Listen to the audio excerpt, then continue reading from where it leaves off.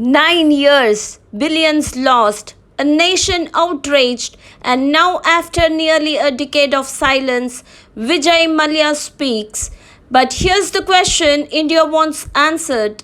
Is this a moment of redemption or the most calculated PR move in Indian corporate history? I'm Uma, and this is Trendline Times, where we don't just report what's said, we uncover the power plays behind every word. Here are some of the most striking and widely discussed statements made by Vijay Mallya during his recent podcast with Raj Shamani. You can call me a fugitive, fine, but where is the chore coming from? Where is the chori? Mallya acknowledged his absence from India since 2016, accepting the label of fugitive. However, he firmly rejected being called a thief, questioning the basis of such accusations. Then he said, if I have assurance of a fair trial and a dignified existence in India, I will think about it seriously. Expressing concerns over India's detention conditions, Mallya stated his willingness to return if assured of a fair trial and respectful treatment. Then he said, I had to be in the good books of 29 chief ministers, highlighting the complexities of operating a liquor business in India. Vijay Mallya mentioned the necessity of maintaining favorable relations with numerous state leaders due to varying regulations. Then he said, nobody ever wanted to talk to me, they just wanted headlines. Reflecting on media interactions, Vijay Mallya expressed frustration over being portrayed negatively without opportunities to share his perspective. Then finally said, I did not run away, I left on a planned trip. Addressing allegations of fleeing India, Vijay Mallya clarified that his departure was scheduled and not an attempt to evade legal proceedings. In the podcast, Vijay Mallya admitted he had even informed Finance Minister Arun Jaitley before boarding his March 2016 flight to Geneva. He urged Jaitley to get banks to sit across the table and negotiate a settlement. Initially denied, Jaitley later acknowledged their brief walk and talk at the airport but stressed it was not a formal meeting. These statements have sparked significant public discourse with opinions divided on Vijay Mallya's intentions and the sincerity of his remarks. The podcast that shook India. In an explosive 4-hour podcast with Raj Shamani, the once celebrated liquor baron, now branded a fugitive, opened up like never before. He cried he denied being a thief.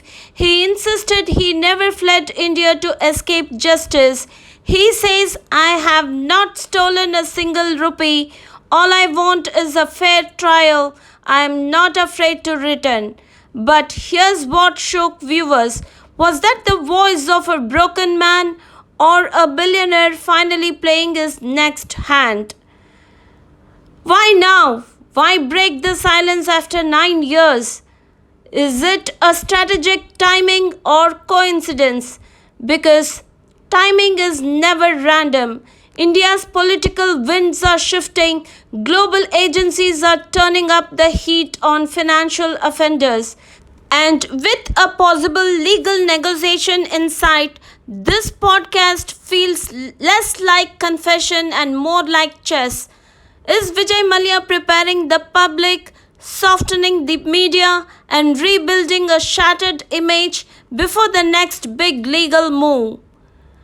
India is divided. Public reaction, sympathy or suspicion. Some say let him return, he has apologized, he is a human.